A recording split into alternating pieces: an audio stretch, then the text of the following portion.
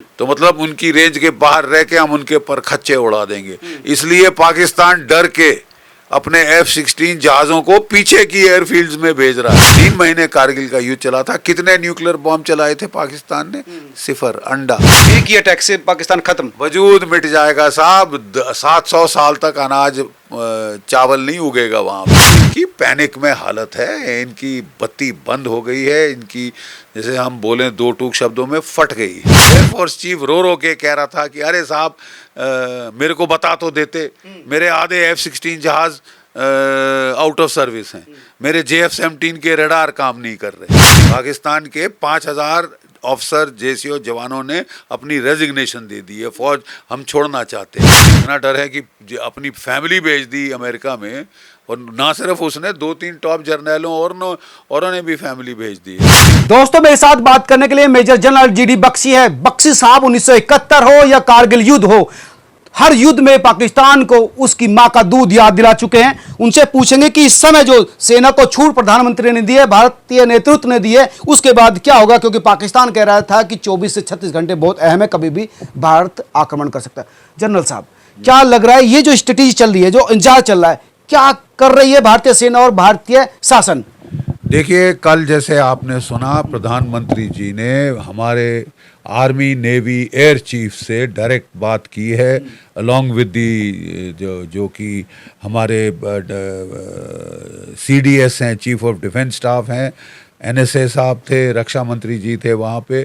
तो इन्होंने डायरेक्ट बात की है सेना के चीफ से, और उनको खुली छूट दी है कि वो टारगेट चुने, जिस टाइप की कार्रवाई जैसे कहाँ कब करना चाहते हैं, ये पूरे फैसले उन्होंने आर्मी नेवी एयरफोर्स को डेलीगेट कर दिए हैं, जो कि बहुत अच्छी बात है।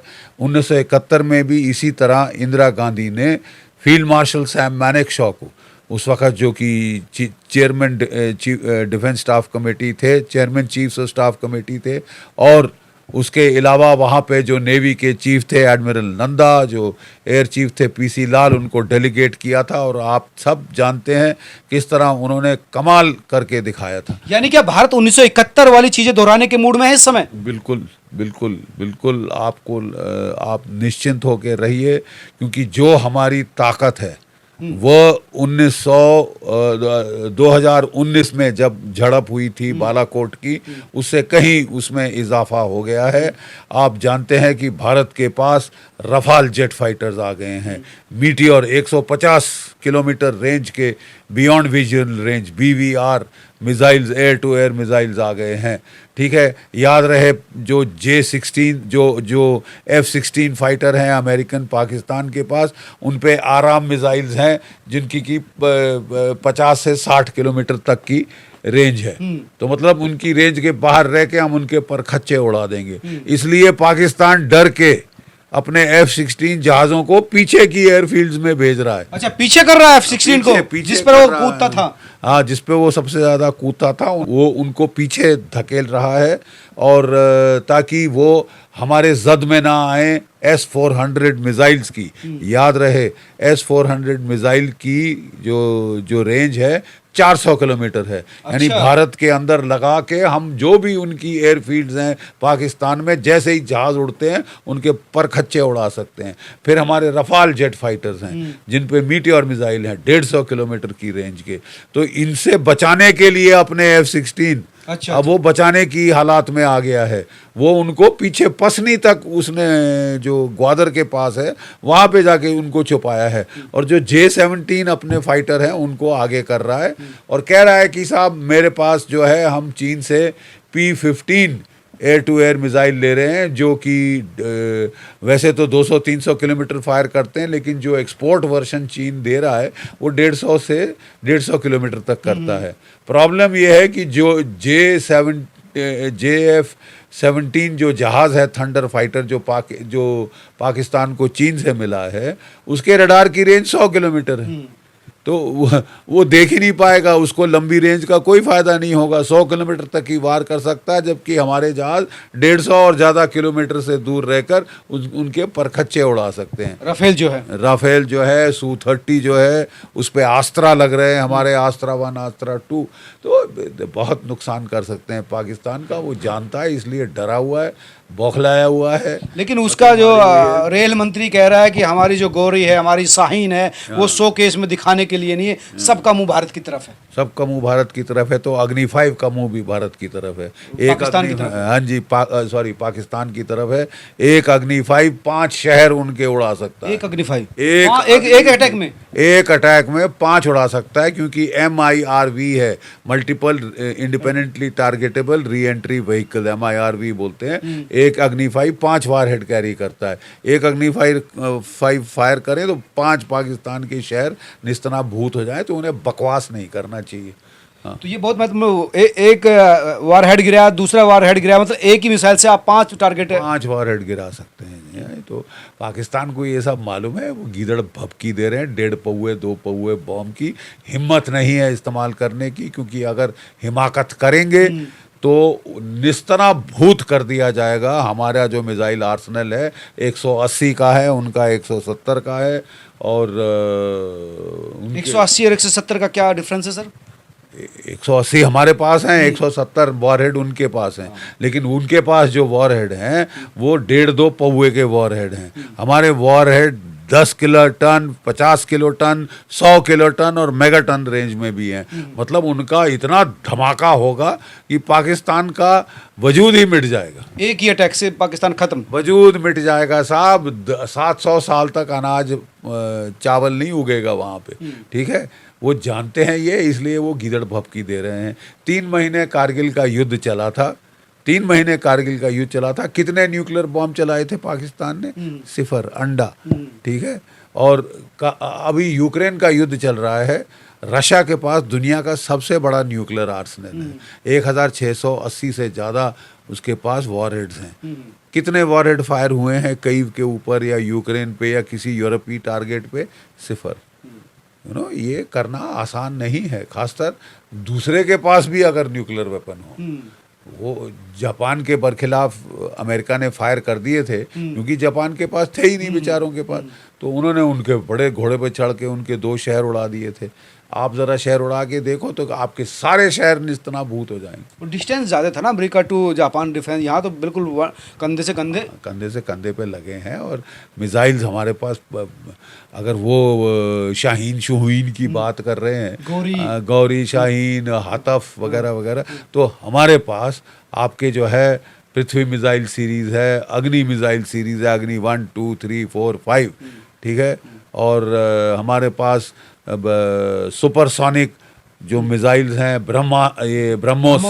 ब्रह्मोस मिसाइल्स हैं, निर्भय क्रूज मिसाइल है, और कितने कितने मिसाइल हैं साहब। हम तो इनके परखच्चे उड़ा देंगे। समय क्यों ले रहे हैं भारतीय जो सैनिक बल हैं, वो समय ले रहे हैं, तो डिस्कशन सर, इसका मतलब क्या हो सकता है? इसकी क्या समय इसलिए ले रहे हैं कि ये हमारा लड़ने की शैली है। अच्छी तरह से तैयारी करो, फिर करो। हड़बड़ाहट में जैसे ही मैं चढ़ जा, फिर ये छूट गया, वो छूट गया, पीछे देखो। हाँ, वो हम बहुत तफसील में तैयारी करके अच्छी चोट मारते हैं, यानी कि 100 सुनार की 1 लोहार की। हाँ, तभी चीज़ें होगा। अच्छा, आपने 1971 का युद्ध भी लड़ा, 99 कारगिल भी लड़ा। आप कह रहे हैं कि सेना के साथ जो डिस्कशन किया उसी तरह से इंदिरा गांधी ने किया था, तो क्या उस समय पाकिस्तान को तोड़ दिया गया था? तो क्या ये भी वही प्रोबेबिलिटी है कि पाकिस्तान को तोड़ा जा सकता है? देखिए, अगर भारत पाकिस्तान का लिमिटेड वॉर भी होता है तो एक आउटकम सर्टन है, एक नतीजा सर्टन है। पाकिस्तान की चरमराती इकोनॉमी का भट्टा बैठ जाएगा। सन 1990 में सोवियत संघ की इकोनॉमी का भट्टा बैठ गया था, और वो देश 15 देशों में टुकड़े टुकड़े हो गया था। पाकिस्तान 5 टुकड़े में हो सकता है, बलूचिस्तान, सिंधु देश, पश्तूनख्वा, वेस्ट पंजाब और सैरिकिया। ये 5 टुकड़ों में बंट सकता है पाकिस्तान, अगर उसकी इकोनॉमी तबाह हो गई। अच्छा, पाकिस्तान का पंजाब भी टूट सकता है? अलग हो जाएगा ना भाई, वहां से टूट सकता है क्या? हाँ, मतलब डिफरेंट देश कंट्री बन जाएगी, 5 डिफरेंट प्रोविंस बन जाएंगी। हाँ। लेकिन आप कह रहे हैं, लेकिन जो बिलावल भुट्टो है, जो सिंध में ताकतवर, उसका कह रहा है ये 4 सूबे हैं, 4 भाई की तरह लड़ेंगे खिलाफ। बिलावल भुट्टो गीदड़ भभकी देने की आदत है। इसकी माँ को मार डाला था पाकिस्तान की फौज ने, इसके नाना को टॉर्चर करके फांसी पे टांगा था पाकिस्तान की फ़ौज ने, और ये शख्स आज पाकिस्तान की फ़ौज के बूट के तलवे चाट रहा है और बढ़ चढ़ के बड़ बोले की तरह बयान दे रहा है कि सिंधु में अगर पानी नहीं बहा तो खून बहेगा। इसको इस फैमिली की आदत है बढ़ चढ़ के बकवास करने की। तो हम भी देखते हैं कौन सा खून तुम्हारा बहेगा खून। यस, एब्सोल्युटली राइट, तुम्हारा बहेगा। और सिंधु का जल रोकना स्ट्रेटेजिकली कितना महत्वपूर्ण है? कई लोग कह रहे हैं कि नहीं, ऐसा नहीं करना चाहिए था, पानी को नहीं इस्तेमाल करना चाहिए था। ऐसा नहीं करना चाहिए था तो क्या पहलगाम में 26 भारतीय नागरिकों को धर्म पूछ के मार डालना चाहिए था? औरतों को विधवा करना चाहिए था? 6 दिन की शादी नहीं हुई, उसके सामने उसके हस्बैंड को मारा, पूछ के उसका धर्म पूछ के मारा, कलमा पढ़ो कह के मारा। किसी की पतलून उतरवा के देख रहे थे कि वो सरकमसिजन हुआ है कि नहीं हुआ। ये जायज़ चीज़ है, ये करनी चाहिए। पाकिस्तान को किस तरह से स्ट्रेटेजिकली हमको क्या करना चाहिए पाकिस्तान के साथ कि भविष्य में वो ना कर पाए? क्या करना चाहिए भारत को कि पाकिस्तान का इलाज हो जाए? डेटरेंस बाय पनिशमेंट, यानी पाकिस्तान के लिए कॉस्ट एंड कॉन्सिक्वेंसेस बढ़ानी पड़ेगी। अभी तक पाकिस्तान के लिए low cost no cost proxy war है कि मतलब वो समझता है कि बस मेरा क्या जा रहा है। मैं 2 टके के जो टेररिस्ट जो कि गरीब खानदान के लोग हैं, 2 रोज़ की रोटी नहीं दे सकते, तो वो मरने के लिए तैयार हैं सुसाइड वेस्ट डाल के, मैं उनको भेजता रहूँगा, मेरा क्या जाता है। ये 2 टके के लोग मर जाएंगे तो हमको, फौज को क्या फ़र्क पड़ता है? ठीक है, अब फौज को फ़र्क पड़ना पड़ेगा। और मुझे पूर्ण उम्मीद है कि हमारे जो आर्मी, नेवी, एयर चीफ्स हैं वो अब इसके ऊपर उनको पूरा फ्री हैंड दिया गया है और मुझे पूर्ण विश्वास है उनकी काबिलियत पे। वो लोग अच्छी तरह से अब पाकिस्तान को आड़े हाथ लेंगे, ठोकेंगे, ताकि अगली बार वो 10 बार सोचे कुछ करने के। मैंने बताया आपको पाकिस्तान में पैनिक है। जो आसिम मुनीर साहब हैं उन्होंने अपनी फैमिली को भगा दिया है यूएस में, और जो कई सीनियर कमांडर हैं अपनी फैमिलीज़ को वो भगा दिए हैं। मतलब हमने ऐसा पहली बार देखा है कि आर्मी चीफ को इतना भरोसा नहीं कि वो अपनी फैमिली की सेफ्टी इंश्योर कर सके, तो वो भगा दे रहा है और वो पाकिस्तान में बाकियों को बोल रहा है मरो, अल्लाह की राह में जो मरता है वो कभी मरता नहीं, वो जिंदा रहता है, बकवासबाजी कर रहा है और खुद बंकर में छुप गया है। शक्ल नहीं दिख रही इनकी बाहर। ठीक है साहब, प्रेस कॉन्फ्रेंस करना था वो भी नहीं कर पाया। तो इनकी पैनिक में हालत है, इनकी बत्ती बंद हो गई है, इनकी जैसे हम बोलें 2 टूक शब्दों में फट गई। ठीक है साहब, और फटनी चाहिए भी, क्योंकि जिस तरह की ओछी हरकतें करी हैं उसका जवाब इनको मिलना चाहिए। और असली टेररिस्ट, मैं फिर दोहराता हूँ, वो टेररिस्ट तो वो तो गुर्गे इनके मोहरे हैं। ठीक है, उनके मर जाने से कोई फ़र्क नहीं पड़ता। असली टेररिस्ट है पाकिस्तान की फ़ौज, पाकिस्तान की ISI, और हमको उनको टारगेट करना चाहिए। बलूचिस्तान के में इस समय उबाल है, वहाँ के लोग बाहर आना चाहते हैं, तो उस इशू को कैसे, मतलब जब आपने 1971 की बात की, तो उसको कैसे पाकिस्तान को अगर कमज़ोर करना है तो उसको तोड़ना होगा, तो बलूचिस्तान को कैसे कर सकते हैं? देखिए, सिंपल फैक्ट कि पाकिस्तान की बत्ती बंद हो गई है। वो ड्यूरेंट लाइन से, अफगानिस्तान के बॉर्डर से, बलूचिस्तान से, खैबर पख्तूनख्वा से अपनी फ़ौजें हटा रहा है और भारत के बॉर्डर पे ले आया है। मतलब वो एरिया खाली हो गया है। मतलब जो प्रेशर बलूचिस लिबरेशन आर्मी पे पड़ रहा था, तहरीके तालिबान पाकिस्तान पे पड़ रहा था, वो अब नहीं है।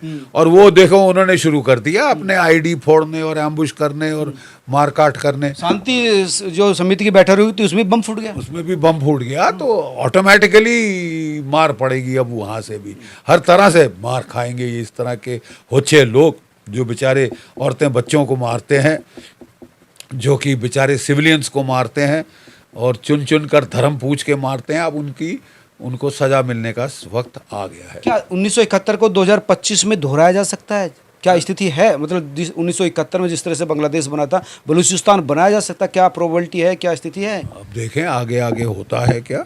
ये जो पाकिस्तानी सेना कह रही है कि हम भी तैयार हैं, हम किसी भी मुंह तोड़ जवाब के लिए तैयार हैं, ख्वाजा आरिफ कह रहा है या मोहम्मद से कह रहा है, तमाम लोग कह रहे हैं कि हम तैयार हैं, हमारे इजारे तैयार हैं, हमारा एटम बम तैयार हैं, तो वो उसकी क्या मकसद है इस बात को कहने का? उसकी मकसद है कि वो ठंडे पसीने छूट रहे हैं, अपने आप को भरोसा ढासस देना चाहते हैं, अपने आवाम जो थर थर काँप रहा है। क्या आप जानते हैं कि 5000 पाकिस्तानी सैनिकों ने और अफसरों ने अपनी रेजिग्नेशन दे दी, हम नहीं लड़ना चाहते। ठीक है जी जी। पाकिस्तान के 5,000 ऑफिसर जेसीओ जवानों ने अपनी रेजिग्नेशन दे दी है, फौज हम छोड़ना चाहते हैं। बहुत कम विश्वास है, पाकिस्तान के कोर कमांडर बहुत नाराज हैं कि हमसे नहीं पूछा और इतना बड़ा युद्ध शुरू कर दिया, हम तैयार नहीं हैं, ये है वो है। तो आसिम मुनीर साहब के खाट खड़ी हो गई है इस वक्त, उनके खिलाफ बहुत वैमनस्य है, वैर है, लोग बहुत नाराज हैं उनसे, क्योंकि उनकी वजह से ये युद्ध हो रहा है, उनकी वजह से ये युद्ध पाकिस्तान पे थोपा गया है, जब पाकिस्तान की इकोनॉमी का सवा सत्यानाश है। ठीक है, वो युद्ध लड़ेंगे तो उनकी इकोनॉमी का भट्टा बैठ जाएगा और पाकिस्तान टूट सकता है। अच्छा, आसिफ मुनीर भी ने ही परवेज मुशर्रफ की तरह किया कि उस बड़े शरीफ को विश्वास में नहीं लिया गया था, उधर इधर छोटे शरीफ को, तो क्या दोनों में बड़े शरीफ छोटे शरीफ को तो भूल जाइए, उसने अपने कोर कमांडरों को विश्वास में नहीं लिया, उसने अपनी एयरफोर्स चीफ नेवी चीफ को विश्वास में नहीं लिया। एयरफोर्स चीफ रो रो के कह रहा था कि अरे साहब मेरे को बता तो देते, मेरे आधे F-16 जहाज आउट ऑफ सर्विस हैं, मेरे JF-17 के रडार काम नहीं कर रहे। ठीक है साहब, मेरी तो बत्ती बंद है इस वक्त, आपने तो मुरीद मरा दिया बेवजह। ठीक है, मेरे को टाइम दो थोड़ा, मैं भी तैयारी कर लूँ, चीन के पास जाके भीख मांगूं कि PL-15 मिसाइल दो, HQ-19 surface to air missile दो, क्योंकि हमारी तो बत्ती बंद है, खाट खड़ी है। चीन देगा उनको कि जिस तरह से चीन की हालत है कि चीन चीन सपोर्ट। कह रहा है कि देगा, अब देखते हैं कितना देता है कितना नहीं देता, ये तो वक्त बताएगा। लेकिन आसिफ मुनीर ने जिस तरह से परिवार अपना आउट ऑफ द कंट्री दिया। भगा दिया, तो इसका मतलब तो क्या पहले ही मतलब जो है हथियार डाल दिए इन्होंने, तो लग रहा है कि कहीं पाकिस्तान पे कब्जा ना हो जाए। जाहिर है, इतना डर है कि अपनी फैमिली भेज दी अमेरिका में, और ना सिर्फ उसने, 2-3 टॉप जर्नैलों औरों ने भी फैमिली भेज दी है। तो इनके रेकनिंग के दिन आ गए हैं, बिजली कड़कने वाली है पाकिस्तान के ऊपर। Thank you. क्या ये अब जो सेना फुल फ्लैश युद्ध करेगी क्या, फिर या शॉर्ट टर्म करेगी, मतलब क्या स्ट्रेटेजी लग रही है जब प्रशासन की सेना की, जो क्या लग रहा है कि अटैक ही करेगी अपनी सेना अपने सीमा के अंदर रह के, या फिर पूरा युद्ध की तरफ भी जा सकता है भारत? लिमिटेड वॉर होगी, सिंपल टर्म्स। हाँ, धन्यवाद जनरल साहब। जनरल GD बख्शी लगातार कई युद्धों में शामिल रहे हैं, विशेषज्ञ हैं सैन्य रणनीति के। उनका ये कहना है कि वार तो लिमिटेड होगी, लेकिन जिस तरह की भी वार होगी वो पाकिस्तान का इलाज करने वाली होगी, क्योंकि प्रशासन और सेना दोनों ये मान चुकी है कि जब तक परमानेंट इलाज पाकिस्तान का नहीं होगा तब तक वो आराम से नहीं बैठेगा, ना ही शांति से भारत को बैठने देगा। और जिस तरह की मोदी की एटीट्यूड और रणनीति रही है, उससे लगता है कि इस बार वो आर और पार के मूड में। आप तमाम लोग क्या सोचते हैं, जरूर बताएं। नमस्कार।